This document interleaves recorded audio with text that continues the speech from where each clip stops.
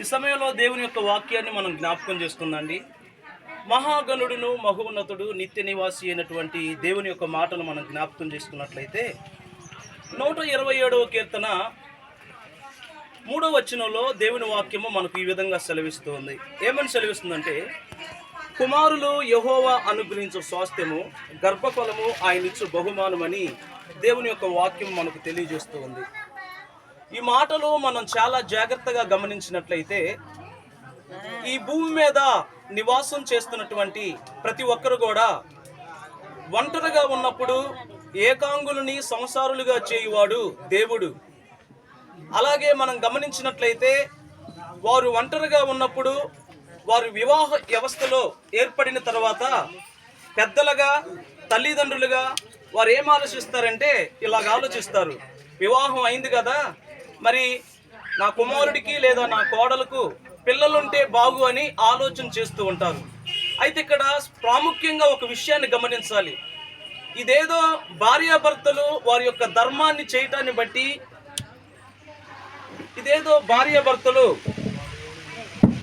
వారి యొక్క ధర్మాన్ని చేయటాన్ని బట్టి పిల్లలు కలగటం కాదులే, కానీ కుమారులైనా కుమార్తెలైనా అనుగ్రహించాలంటే ఎవరి దయ కావాలి? దేవుని యొక్క దయ కావాలి. అందుకోసమే కుమారులు యెహోవా అనుగ్రహించు స్వాస్థ్యము, గర్భఫలం దేవుడిచ్చు బహుమానం. అయితే ఈ మధ్యాహ్న కాల సమయంలో ప్రాముఖ్యంగా తల్లిదండ్రులైనటువంటి ప్రతి ఒక్కరు కూడా గమనించాల్సినటువంటి విషయం ఏంటంటే, అన్నప్రసన్న కార్యక్రమాన్ని జరిపిస్తున్నటువంటి చెల్లి రాణి అలాగే ప్రవీణ్ వీళ్ళు గమనించాల్సినటువంటి విషయం ఏంటంటే, ఈ చిన్న బిడ్డల ఎడల ఒక ప్రత్యేకత నిలపాలి. ఎలాగ నిలపాలి అంటే తల్లిదండ్రులుగా ఉన్నటువంటి మన అందరం కూడా మన పిల్లలంటే మనందరికీ కూడా చాలా ఇష్టము, చాలా ముద్దు, ఎత్తుకుంటాం, ముద్దులాడతాం. అయితే ఇప్పుడు మన పిల్లలు పెద్దవారైన తర్వాత ఆధ్యాత్మిక జీవితంలో అనగా దేవుణ్ణి స్తుతించుటలో, ప్రార్థించుటలో, వాక్యము చెప్పుటలో, పరిచర్య చేయుటలో, దేవునికి ఇచ్చుటలో వారు ఆధ్యాత్మిక అభివృద్ధి చెందాలన్నా, అలాగే భౌతికంగా వ్యాపారంలో కానీ, ఉద్యోగంలో కానీ, విద్యలో కానీ ఏ రంగాలలో రాణించాలన్నా వాళ్ళు యవన ప్రాయములో ఉన్నప్పుడు వృద్ధి చెందలేరు. ఎప్పుడు మనం వాళ్ళని మంచి స్థితిలో ఉంచగలమంటే, ఏది మంచి స్థితిని కలిగిస్తుందంటే, 1 బాల్య దశ, 2 యవన దశ, 3వది ఏంటంటే వృద్ధాప్య దశ. అంటే ప్రతి ఒక్కరు కూడా జ్ఞాపకం చేసుకోవాలి. తల్లిదండ్రులు జ్ఞాపకం చేసుకునే విషయాలు ఏంటంటే, ప్రాముఖ్యంగా తమ్ముడు ప్రవీణు, చెల్లి రాణి జ్ఞాపకం చేసుకోవాల్సిందంటే, ఇదొక మీకు మంచి అవకాశం. ఏంటంటే ఇప్పుడు ఆ పిల్లోడు యవన దశలో ఉన్నాడా? లేడు. పసిబాలుడుగా ఉన్నాడు, పసిబిడ్డగా ఉన్నాడు. కాబట్టి ఇప్పుడు వాళ్ళకి ఏం చేయాలంటే, మీరు దేవుని యొక్క మాటలు నేర్పించాలి, ప్రార్థన చేయటం నేర్పించాలి. ఏం చేయాలో అవే మీకు లేఖనంలో నుంచి చెప్పిస్తాను. దేవుని వాక్యంలో గమనించినట్లయితే సామెతల గ్రంథము 29వ అధ్యాయం 17వ వచనంలో ఏమని రాయబడిందంటే, నీ కుమారుణ్ణి శిక్షించిన ఎడల అతడు నిన్ను సంతోషపరుచును, నీ మనసుకు ఆనందము కలుగజేయును. ఈనాడు అనేకమైనటువంటి తల్లిదండ్రులు వారి పిల్లలు వారి తల్లిదండ్రులకి సంతోషాన్ని కలగనివ్వడం లేదు, ఆనందాన్ని కలగజేయటం లేదు. మా పిల్లవాళ్ళు అని చెప్పుకోవటానికి వాళ్ళు అగౌరవపడుతూ ఉన్నారు. అంటే ఇప్పుడు తల్లిదండ్రులుగా మీరు ఏమి నేర్చుకోవాలంటే, అక్కడ దేవుని వాక్యం సెలవిస్తుంది, నీ కుమారుని శిక్షించిన ఎడల. శిక్షించడం అంటే, ఒకవేళ నీ కళ్ళెదురుగా ఏదైనా ఒక తప్పు చేస్తూ ఉన్నప్పుడు, నీ కళ్ళెదురుగా ఒకవేళ ఏదైనా అల్లరి శ్రేష్ఠాలు చేస్తూ ఉన్నప్పుడు వెంటనే తల్లిగా తండ్రిగా నీ బాధ్యత ఏంటంటే అతన్ని గద్దించాలి. అలా చేయవద్దు, అలాగ నడవద్దు, అలాగ ప్రవర్తించవద్దు అని తల్లిగా తండ్రిగా ఎప్పుడు చెప్పాలి ఆ మాట? చిన్నప్పుడుగా ఉన్నప్పుడు అలా చెబుతుంటే అప్పుడు ఆ పిల్లవాడు ఏమనుకుంటాడంటే, అమ్మో మా అమ్మ ఇలా చెబుతుంది, మా నాన్న ఇలా చెబుతున్నాడు, ఇలాంటివి నేను చేయకూడదు అంటాడు. అప్పుడు ఆ తల్లిదండ్రులకి ఆ కుమారుడు ఎదిగిన తర్వాత ఏం చేస్తాడంటే, అక్కడ సంతోషాన్ని ఆనందాన్ని ఎవరికి కలుగజేస్తాడు? తండ్రికి కలుగజేస్తాడు. అమ్మ, తల్లిదండ్రులుగా ఉన్నటువంటి మీరు మీ పిల్లలకు మొట్టమొదటిగా ఏమి నేర్పించాలంటే, నీ కుమారుని శిక్షించిన ఎడల అతడు నిన్ను సంతోషపరుచును, నీ మనసుకు ఆనందము కలుగజేయును. రెండో విషయాన్ని కూడా నేను మీకు జ్ఞాపకం చేస్తూ ఉన్నాను. సామెతల గ్రంథము 29వ అధ్యాయము 17వ వచనంలో ఏమని రాయబడి ఉందంటే, నీ కుమారుని శిక్షించిన ఎడల అతడు సామెతల గ్రంథం 29వ అధ్యాయం 15వ వచనాన్ని మనం ఒకసారి చూద్దాం. 29వ అధ్యాయం 15వ వచనంలో ఏమని ఉందంటే, బెత్తమును గద్దింపును జ్ఞానము కలగజేయును, అదుపు లేని బాలుడు తన తల్లికి అవమానము తెచ్చునని దేవుని వాక్యం సెలవిస్తుంది. నా ప్రియమైనటువంటి దేవుని బిడ్డలారా, తల్లిదండ్రులుగా ఉన్నటువంటి మీరు బాల్యములో ఉన్నటువంటి మీ చిన్నపిల్లలకు నేర్పాల్సిన విషయం ఏంటంటే, కొన్ని సందర్భాలు సంకెత్తుకోవాలి, కొన్ని సందర్భాలు ముద్దు పెట్టుకోవాలి, అవన్నీ మీకు తెలుసు. అయితే వాటికంటే ప్రాముఖ్యంగా ఏం చేయాలంటే, మీ పిల్లలకు బెత్తమును నేర్పాలి. అక్కడ రాయబడింది బెత్తమును గద్దింపును. ఒక్కొక్కసారి గద్దింపు అంటే ఏయ్ అలా చేయొద్దు, అలా చూడొద్దు, అక్కడికి వెళ్ళొద్దని. గద్దింపుతో ఆ మాటలు సరిపోనప్పుడు ఏం చేయాలి? బెత్తాన్ని చూపించాలి. ఏం చూపించాలి? బెత్తాన్ని చూపించినప్పుడు ఇలా నువ్వు చిన్నప్పటి నుంచే నేర్పుతుంటే పెద్ద అయిన తర్వాత ఆ బాలుడు ఎలాగవుతాడు? అమ్మో మా మమ్మీ ఉంది, అమ్మో మా డాడీ ఉంది, నేను ఇలాగ చేయకూడదని అలాగ నేర్చుకుంటాడు. కనుక ఆ బాలుడికి అదే మీరు నేర్పించాలి. మూడో విషయాన్ని కూడా నేను మీకు జ్ఞాపకం చేస్తున్నాను. సామెతల గ్రంథము 23వ అధ్యాయం 14వ వచనం ఏమని ఉందంటే, బెత్తముతో వాణ్ణి కొట్టిన ఎడల పాతాళముకు పోకుండా వాని ఆత్మను నువ్వు త్వరపెడతావంట. సామెతల గ్రంథం 23వ అధ్యాయం 14వ వచనంలో, బెత్తముతో వాని కొట్టిన ఎడల పాతాళమునకు పోకుండా వాని ఆత్మను నీవు తప్పించదు. అంటే ఈనాడు తల్లిదండ్రులు టీచర్లుగా చేస్తున్నారు, ఇంజనీర్లుగా చేస్తున్నారు, డాక్టర్లుగా చేస్తున్నారు, మంచి స్థితిలో ఉంటూ ఉన్నారు. కానీ వారి విషయాలకు వస్తే వారి పిల్లలు ఎలాగుంటున్నారంటే దౌర్భాగ్య స్థితిని కలిగి ఉంటున్నారు. తల్లిదండ్రులు చూడలేనటువంటి వ్యక్తిగా ఉంటున్నారు. సమాజంలో ఒక మంచి పేరు లేకుండా ఎలా పడితే విచ్చలవిడిగా తిరుగుతూ ఉన్నారు. అయితే నా మాటలు కాదు, మీ మాటలు కాదు, దేవుని వాక్యం ఏం చెబుతుంది మనం నమ్మాలి. ఏంటంటే, బెత్తముతో వాడిని కొట్టిన ఎడల పాతాళము పోకుండా వాని ఆత్మను తప్పించదు. ఎప్పుడు ఇది నేర్పించాలి? చిన్నప్పటి నుంచే, బాలుడిగా ఉన్నప్పుడు అలమట్టి అలాగ నేర్పితే వాడు పెద్దయిన తర్వాత, ఎదిగిన తర్వాత ఎలాంటి అపవిత్రమైన పనులకు చోటివ్వకుండా, ఎలాంటి పాపానికి చోటివ్వకుండా దైవ భయం కలిగి ప్రార్థనా జీవితం కలిగి జీవిస్తాడనే విషయాన్ని తల్లిదండ్రులుగా, మరి ఈ మైక్ యంత్రం ద్వారా ఎక్కడుండి నువ్వు వింటున్నావో నాకు తెలియదు, కానీ అవి నేర్చుకోవాలని దేవుని వాక్యం సెలవిస్తుంది. మరొక మాటను కూడా మీకు నేను జ్ఞాపకం చేస్తూ ఉన్నాను. సామెతల గ్రంథము 23వ అధ్యాయము 13వ వచనం ఏమని ఉందంటే, బాలురును శిక్షించుట మానుకొనకము, బెత్తముతో వానిని వాడిన ఎడల చావకుండును. ఇక్కడ కూడా గమనించినట్లయితే పిల్లలను కొట్టేది చచ్చిపోవాలని కాదు, వాళ్ళు మంచి క్రమశిక్షణ కలిగి ఉండాలని, మంచి ప్రవర్తన కలిగి ఉండాలని, మంచి బుద్ధి కలిగి ఉండాలని, మంచి వివేకం కలిగి బెత్తాన్ని వాడాలే తప్ప వాళ్ళు ఏదో ప్రాణాపాయం వచ్చినట్టు కొట్టకూడదు. మనం గమనించినట్లయితే దేవుని వాక్యంలో చిన్నపిల్లలంటే తండ్రి అయినటువంటి దేవునికి ఇష్టమే, చిన్నపిల్లలంటే యేసు ప్రభు వారికి కూడా ఇష్టమే. ఇందాకలా నేను రాగానే అక్కడ ప్రసాద్ కుమార్ని తీసుకొచ్చి నన్ను ఎత్తుకోమన్నారు. నిజంగా ఇలా ఎత్తుకొని నేను చూస్తూ ఉన్నాను. అంటే ఆ చిన్న పిల్లగాడి యొక్క పేసు నేను చూస్తున్నప్పుడు ఇంకొద్దిసేపు చూస్తున్నాను, ఆలోచిస్తున్నాను. ఆ పేస్ ఎలాగుందంటే ఎక్కడా కూడా డాగు మచ్చ ఏది కూడా కనిపించదు. చాలా మంచిగా మృదువుగా ఉన్నాడు. అంటే పేస్ అలా ఉండటం మాత్రమే కాదు, చిన్నపిల్లలు పేస్ అలా ఉండటమే కాదు, వాళ్ళ మనసు ఎలాగుండదంటే అసూయ వాళ్ళకి తెలవదు, కలుషము వాళ్ళకి తెలవదు, అపవిత్రత వాళ్ళకి తెలవదు, పాపము వాళ్ళకి తెలవదు, కక్షలు వాళ్ళకి తెలవు. కేవలం చెప్పాలంటే వాళ్ళు ఎలాగుంటారంటే ఏమి అభం శుభం తెలియనటువంటి ఒక మంచి దేవునికి ఆనందాన్ని కలగజేసే పిల్లలు. అంటే యేసు ప్రభు వారు ఎందుకు పోల్చాడో తెలుసా? అయ్యా మేము పరలోక రాజ్యంలో వెళ్ళాలంటే మీరు ఏం చేయాలి అడుగుతున్నప్పుడు, పరలోక రాజ్యంలో ఆ విషయాన్ని పోల్చినప్పుడు ఇలా చెబుతున్నాడు. ఈ చిన్న పిన్న ఒకసారి మత్తయి సువార్తలో ఉంది, చూపిస్తాను మీకు ఆ మాట. మత్తయి సువార్తలో ఆ వాక్యం ఉందండి, 16వ అధ్యాయంలో ఆ మాట ఉంది, మీకు చూపిస్తాను. పరలోక రాజ్యంలో ఎవరు వెళ్తారు అనే ఆ ప్రస్తావన వచ్చినప్పుడు అక్కడ యేసు ప్రభు వారు ఆ మాటను జ్ఞాపకం చేస్తూ ఉన్నట్టుగా నేను చదివేది మత్తయి సువార్త 19వ అధ్యాయము 13వ వచనంలో, అప్పుడు ఆయన వారి మీద చేతులుంచి ప్రార్థన చేయవలనని కొందరిని చిన్న పిల్లలను ఆయన యొద్దకు తీసుకొని వచ్చి ఆయన శిష్యులు తీసుకొని వచ్చిన వారిని గద్దింపగా యేసు చిన్న పిల్లలను ఆటంకపరచక వారిని నా యొద్దకు రానియుడి పరలోక రాజ్యం కంప్లీట్ చేయాలి. ఇలాంటి వారిదే ఎవరిదంట?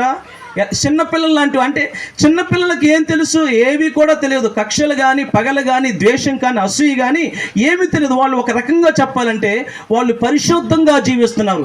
మనం కూడా పరలోక రాజ్యంలో చేరాలంటే అవన్నీ లేకుండా ఉంటేనే మనం ఎక్కడికి వెళ్తాము? పరలోక రాజ్యాన్ని చేస్తాం. మరి అప్పుడు యేసు ప్రభు వారు ఏం చేశాడు? వారిని ఎత్తుకొని వారి చేతుల మీద, వాళ్ళ నెత్తి మీద చేతులుంచి ప్రార్థించినట్టుగా మనం చూస్తూ ఉన్నాం.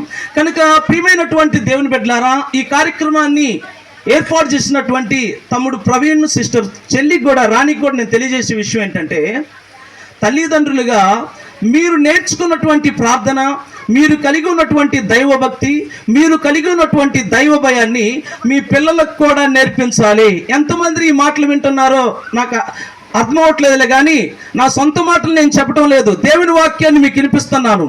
ఒక వ్యక్తి మనకు కనిపిస్తూ ఉన్నాడు. బైబిల్ గ్రంథంలో అబ్రహాము అనే ఒక వ్యక్తి కనిపిస్తూ ఉన్నాడు.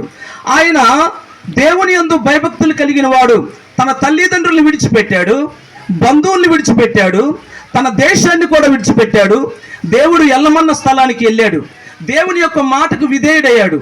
అయితే జరిగినటువంటి పరిస్థితి ఏంటంటే, దేవుడు ఆ వంశంలో నుండి అనేకమైనటువంటి జనాంగాన్ని ఎలా ఆశీర్వదించాడంటే, ఇసుక రేణువుల వలె లెక్క పెట్టడానికి వీలు లేనంత విధంగా దేవుడు అబ్రహాము సంతాన్ని ఆశీర్వదించాడు. అంటే అబ్రహాము దేవుని యందు భయభక్తులు కలిగి ఉండటమే మాత్రమే కాకుండా, ఆదికాండము 18వ అధ్యాయం 19వ వచనంలో ఏమని రాయబడిందంటే, ఆదికాండము 18వ అధ్యాయం 19వ వచనంలో ఒక మాట మీకు చూపిస్తున్నాను. 18వ అధ్యాయము 19వ వచనంలో, ఎట్లనగా యెహోవా అబ్రహామును గూర్చి చెప్పినది అతనికి కలుగజేయనట్లు తన తర్వాత తన పిల్లలను తన ఇంటి వారును నీతి న్యాయములు జరిగించుచు యెహోవా మార్గమును గైకొనుటకు అతడు వారికి ఆజ్ఞాపించినట్లు నేను అతన్ని ఎరిగి ఉన్నానను. ఈ మాటలు మీకు అర్థమైందా?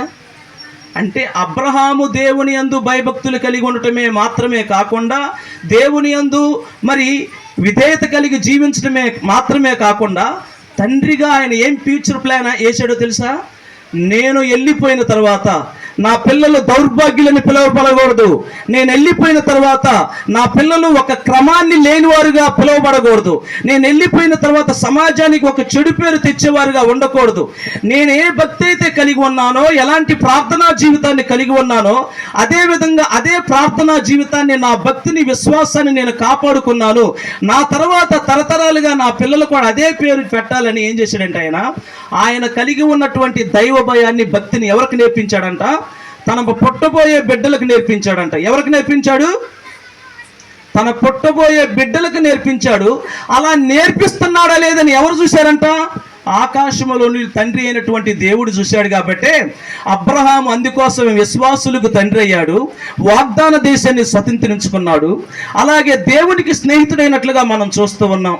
మరొక విషయాన్ని కూడా మనం గమనించినట్లయితే, ఆదికాండము 21వ అధ్యాయం 8వ వచనం మనందరం ఎరిగినటువంటి వాస్తవమే. మరి ఇస్సాకు 8 రోజులు బాలుడైనప్పుడు ఇస్సాకు కూడా మరి తండ్రి అయినటువంటి అబ్రహాము సున్నతి సేవించినట్టుగా మనం చూస్తూ ఉన్నాం. పాలు విడిచినప్పుడు విందు చేసినట్టుగా, అనేకుల్ని పిలిచినట్లుగా మనం చూస్తూ ఉన్నాం. 21వ అధ్యాయంలో అక్కడ ఆ మాట క్లియర్గా రాయబడింది. ఇంకో విషయం ఏంటంటే, మనం గమనించాల్సిన విషయం ఏంటంటే, మన పిల్లలకు ఏమి నేర్పించాలంటే దేవుని యొక్క మాటలు నేర్పించాలి. చూడండి, ద్వితీయోపదేశ కాండము 6వ అధ్యాయం 4వ వచనం నుంచి నేను కొన్ని వచనాలు చదువుతున్నాను. చూడండి జాగ్రత్తగా, తల్లిదండ్రులుగా మీరే ఈ మాటలు గమనించాలి. ఎందుకంటే చాలా మంచి అవకాశం, ప్రసాద్ కుమార్కి మంచి అవకాశాన్ని దైవజనుడిని ఇక్కడికి పిలిపించి వాక్యాన్ని ప్రకటించడానికి అవకాశాన్ని కల్పించారు మీరు. అయితే మీరు ఈ మాటలు పాటించి అలా కూడా ఉన్నట్లయితే ఆ ఎదుగుతున్నటువంటి పిల్లవాడు గొప్ప ప్రయోజకుడు అవుతాడు, దేవుడు దీవిస్తాడు. గమనించండి, ఏమనుందంటే, ఇశ్రాయేలు వినుము, మన దేవుడైన యెహోవా, అద్వితీయుడగు యెహోవా, నీ పూర్ణ హృదయముతోనూ, నీ పూర్ణ ఆత్మతోనూ, నీ పూర్ణ శక్తితోనూ నీ దేవుడైన యెహోవాను ప్రేమింపవలను. అంటే ఇశ్రాయేలీయులకు చెప్పడం మాత్రమే కాకుండా ఇక్కడ ఏం చెబుతూ ఉన్నాడంటే, నేడు నేను నీకు ఆజ్ఞాపించు ఈ మాటలు నీ హృదయములో ఉండవలను. అంటే తల్లిదండ్రులుగా వాళ్ళ హృదయంలో ఉండటం మాత్రమే కాదు, నీవు నీ కుమారులకు వాటిని అభ్యసింపజేసి నీ ఇంట కూర్చున్నప్పుడు, త్రోవను నడుచున్నప్పుడు, పండుకొనున్నప్పుడు, లేచినప్పుడు వాటిని గురించి మాట్లాడవలను, సూచనగా వాటిని నీ చేతికి కట్టుకొనవలను. టోటల్గా చెప్పాలంటే ఇశ్రాయేలీయుల వంశస్థులు దేవుని యందు భయభక్తులు కలిగి దేవుని మాటలు నేర్చుకోవటం, దేవుని ఆజ్ఞలను పాటించడం, దేవుని నియమాలను పాటించడం మాత్రమే కాకుండా వారికి పుట్టబోయే బిడ్డలకు కూడా మీరు దేవుని మాటలు నేర్పించాలని చెబుతున్నాడు. అంటే ఇప్పుడు తల్లిదండ్రులుగా ఉన్నటువంటి మీరు కూడా ఏం చేయాలంటే పిల్లలకి ఏ మాటలు నేర్పించాలి? దేవుని మాటలు నేర్పించాలి. అప్పుడు వాళ్ళు ఏం చేస్తారు? ప్రయోజకులు అవుతారు. అప్పుడు మీరు బాధపడాల్సిన అవసరం లేదు మీ పిల్లల గురించి. మరొక విషయాన్ని కూడా నేను గమనించినట్లయితే 2 వచనాలు చెప్తాను. ఇలాపు వాక్యములు 2వ అధ్యాయం 19వ వచనం ఏమనుందంటే, రేయి మొదటి జామును లేచి నీ పసిబిడ్డల ప్రాణం కొరకు నువ్వు ప్రార్థన చేయాలి. ఏం చేయాలమ్మా? రేయి మొదటి జామును లేచి నీ పసిబిడ్డల ప్రాణం కొరకు ప్రార్థన చేయాలి. కనుక ఎలాంటి తలనొప్పి వస్తుందో, ఒళ్ళు నొప్పి వస్తుందో, ఏదొస్తుందో పిల్లలకు తెలుస్తాయా? ఏడవడం తప్ప ఏం చెప్పలేరు.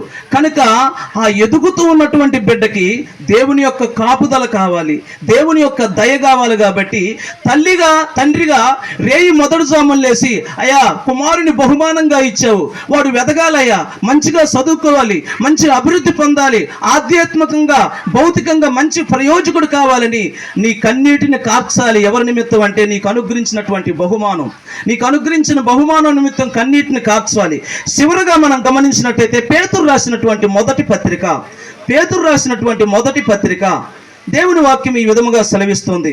పేతురు రాసినటువంటి మొదటి పత్రిక 2వ అధ్యాయములో దేవుని వాక్యము ఈ విధముగా సెలవిస్తూ ఉంది. నేను మీ కొరకు చదువుచు ఉన్నాను, గమనించండి. ప్రభువు దయాళుడని మీరు రుచి చూచి ఉన్న ఎడల సమస్తమైన దుష్టత్వమును, సమస్తమైన కపటమును, వేషధారను, అసూయను, సమస్త దూషణ మాటలను మాని క్రొత్తగా జన్మించిన శిశువులను పోలి ఉన్నవారై నిర్మలమైన వాక్యమును పాలన రక్షణ విషయంలో ఎదుగు నిమిత్తము ఆ పాలను అపేక్షించుడి. అంటే ఇక్కడ గమనించినట్లయితే మనుషులుగా ఏ పాలన అపేక్షించాలి? వాక్యం అనే పాలన అపేక్షించాలి. ఇప్పుడు ఎదుగుచూ ఉన్నటువంటి ఈ కుమారుడు ఈ రోజు నుంచి ఏం చేస్తూ ఉన్నాడంటే, ఆత్మ సంబంధం, భౌతిక సంబంధమైనటువంటి, శారీరక సంబంధమైనటువంటి ఆహారము తినబోవచ్చు ఉన్నాడు. అలాగే ఆత్మ వర్ధిల్లాలంటే వాక్యం అనే పాలన నేర్పించాలి. తల్లి నువ్వు ఏమి నేర్పించాలి? వాక్యం అనే పాలన నేర్పించాలి. ఎందుకో దేవుడు నువ్వు అడిగావు, నీకు బహుమానాన్ని ఇచ్చాడు కాబట్టి నువ్వేం చేయాలంటే వాక్యాన్ని నేర్పిస్తూ ఉండాలి. వాక్యముతో పెంచాలి, ప్రార్థనతో పెంచాలి. అలా పెంచాలని దేవుని యొక్క వాక్యము తెలియజేస్తుంది. అందుకోసమే ప్రభు అయిన యేసుక్రీస్తు యెరూషలేము దేవాలయానికి ఎప్పుడు వెళ్ళాడంటే 12 సంవత్సరంలోనే యెరూషలేము దేవాలయానికి వెళ్ళినట్టుగా మనం చూస్తున్నాం. ఏం చేశాడు? యెరూషలేము దేవాలయానికి వెళ్ళి అక్కడ పెద్ద వారి మధ్య కూర్చొని వారు ఏం మాట్లాడుతున్నాడు వింటూ, తర్వాత వాళ్ళ క్వశ్చన్లు అడుగుతూ ఉన్నప్పుడు అక్కడ ఉన్నటువంటి వారు ఆశ్చర్యపోతున్నారంట. అంటే ఇప్పుడు మేరీ అలాగే యేసోపు మరియమ్మలు ఆ యెరూషలేము దేవాలయానికి తీసుకుపోవటం వల్ల కలిగినటువంటి మేలేంటంటే అక్కడ రాయబడినట్లు యేసు జ్ఞానమందును, వయసునందును, దేవుని దయందును, మనుషుల దయందును వర్ధిల్లినట్లుగా మనం చూస్తూ ఉన్నాం. అంటే యేసు ప్రభు వారి యొక్క జీవితం చూడండి ఎంత మాదిరిగా ఉందో. అంటే పసిబాలుడుగా ఉన్నప్పుడే నుంచే దేవుని వాక్యాన్ని నేర్చుకున్నాడు, దేవుని మందిరానికి కూడా వెళ్ళాడు. అంతేకాదు తల్లిదండ్రులకు ఒక మాదిరికరంగా ఉన్నాడు. చనిపోయే పరిస్థితుల్లో కూడా తల్లి యొక్క బాధ్యతలను ఎవరికి అప్పగించాడంటే శిష్యుడైనటువంటి యోహానుకు అప్పగించినట్లుగా చూస్తూ ఉన్నాం. తండ్రి అయిన దేవుడు ప్రభు అయిన యేసుక్రీస్తు వారిని ఈ భూలోకం మీద పంపినప్పుడు ఆయన మనందరి కొరకు చేసినటువంటి త్యాగం ఏంటంటే, ఇక్కడున్న మీరందరూ కూడా ఈ ఎరిపాలెం మండలంలో చాలా మంది నాకెవరో కూడా తెలియదు. ఈ గృహం నన్ను వాక్యం చెప్పడానికి పిలిపించారు. అయినా మనందరం ఇక్కడ కూర్చున్నామంటే ఎందుకు కూర్చున్నాం చెప్పండి? కేవలం 2024 సంవత్సరాల క్రితం యేసుక్రీస్తు కలవరి శిలువలో తన రక్తాన్ని సిందించి తన ప్రాణాన్ని పెట్టాడు. కాబట్టి ఎవరైతే విని విశ్వాసం ఉంచి మారు మనసు పొంది నీటి చేత బాప్తిజం తీసుకున్నారో మరి వాళ్ళందరి నిమిత్తం యేసు ప్రభు యొక్క రక్తం మనందరిని ఎలాగ మార్చిందంటే ఒక క్రైస్తవ కుటుంబంగా మార్చింది. ఎలాగ మార్చింది? ఒక సంఘముగా మార్చింది. కాబట్టి ఈరోజు నేను ఇక్కడుండి వాక్యాన్ని చెప్పడానికి దేవుడు నాకు సమయాన్ని అనుగ్రహించాడు. అయితే ఇప్పుడు యేసు ప్రభు త్వరగా వస్తూ ఉన్నాడు. ఎప్పుడు వస్తాడో నాకు తెలియదు, ఏ గడి వస్తాడో నాకు తెలియదు, ఏ జాము వస్తాడో నాకు తెలియదు.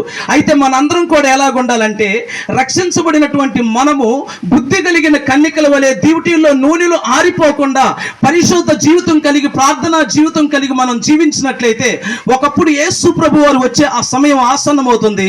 మనందరం కూడా ఎత్తబడి ఆ రాజ్యములో, అనగా పరలోక రాజ్యములో ఉండటానికి అవకాశం కల్పించబడుతుంది. ఎడవబడిన వాళ్ళ పరిస్థితి ఏంటంటే అది నిత్య నరకము. అగ్ని ఆరదు, పురుగు సాగదు, పురుగు సావదు. ఒకవేళ ఇక్కడ నువ్వు దొంగతనం చేసి తప్పించుకుంటున్నామో, వ్యభిచారం చేసి తప్పించుకుంటున్నామేమో, నరహత్య చేసి తప్పించుకుంటున్నామో, నీ ఇష్టం వచ్చినట్లుగా జీవించి తప్పించుకుంటున్నావేమో, కానీ అక్కడ తప్పించుకునే ఛాన్స్ ఇక లేదు. కనుక ఈ వాక్యం చేత నన్ను నేను హెచ్చరించుకుంటూ, మిమ్మల్ని హెచ్చరిస్తూ, ఈ కుటుంబానికి కావలసినటువంటి వర్తమానాన్ని లేఖనంలో నుంచి నేను అందించి ఉన్నాను. మీ అందరికీ నా వందనాలు తెలియజేస్తున్నాను. మిగిలి ఉన్న కార్యక్రమాన్ని కూడా ప్రార్థనాపూర్వకంగా మనం నడిపిస్తాము. Thank you.